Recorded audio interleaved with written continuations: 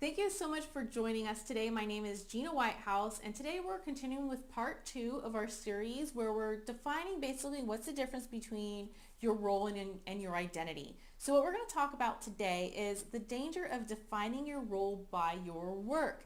So here's what I want you to remember from the last video is that your role is something that can change from time to time, day to day, whichever season of life you're in. But your identity doesn't change because it's rooted in God who does not change. So today what I want to start with is basically just kind of going over what we talked about in part 1. And this is what I want you to remember from part 1 is that there's a difference between a role and your identity. And your role is something that can change, and your identity is something that does not change and is rooted in God and who he says you are. The title of our video today is the danger of defining yourself by the role as work. So remember, we can't define ourselves by our role because our role constantly changes. And years ago when I was working in the professional environment, I loved it. I loved it because I was constantly bettering myself. I was achieving, I was setting goals. I was seeing those goals come to fruition, right? And so when we work, it breeds that, thing inside of us that we want for accomplishment and financial gain, success, competition, and always striving. And the neat thing about it is that you usually get to see the progress that's made. Flash forward a couple years, you have kids, now you're at home with them and you love them a ton, but you are constantly cleaning up after them, cleaning up after the house, doing laundry, picking up, milk spilled on the floor. I mean, the list can go on and on and on. Like right now I'm sitting here and I'm looking at my floors and we have a dog who sheds and I see clumps of hair everywhere.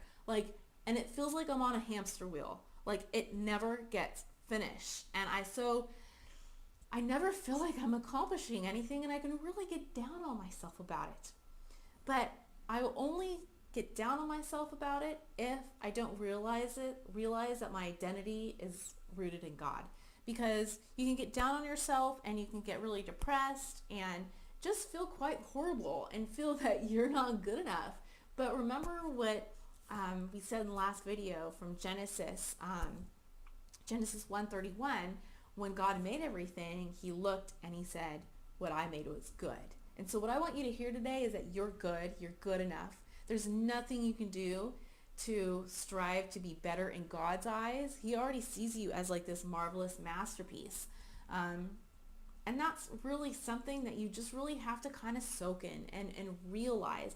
Because if you don't, then you're going to look to all these roles that are changing to bring you a sense of accomplishment. So here's the danger. It becomes exhausting. It becomes exhausting trying to keep up with things and feel like you're good enough, right?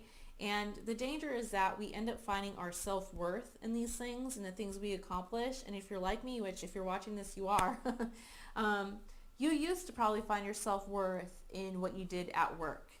And because you saw goals that were met and you found your self-worth in that. You might even have a business at home right now where you struggle too because you took on a job which you love to do. And hey, we here at YourMoreThanMom.com, one of our missions is to show you how you can use those God-given talents that you have to actually build something for yourself from home so you can gain more income if you want to, or just have that feeling of a sense of purpose and still be able to use those skills that you gathered from college and your knowledge and use it to help not only your family but those outside of the family. And that's all and good, and I'm totally in support of it.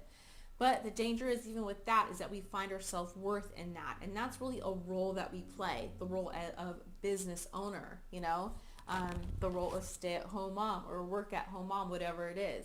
But what I'm going to challenge you today is to stop finding your self-worth in that and find it in who God made you. Find it in his creation, and he loves you and he made you perfect already.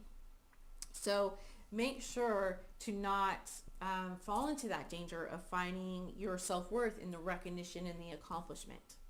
Here's a question I want to leave you with is where you're finding your self-worth right now. Are you finding it in God and who God made you to be, or are you finding it in something of the past that isn't now? Or something that you're trying to work on now, just for that self-worth. Self-worth comes from God. Remember, he knows how many hairs you have on your head. He's found you worthy and he loves you and he wants to shed, his his blessings on you. And in his eyes, when he made you, he said, this is good. So where are you finding your self-worth? Think about that this week. If you haven't already, make sure to follow us on social media on Facebook and Instagram, and you can subscribe to our YouTube page. We'd really love to see you there. You can subscribe to our newsletter through our website so you can get all the happenings going on here at YouAreMoreThanMom.com.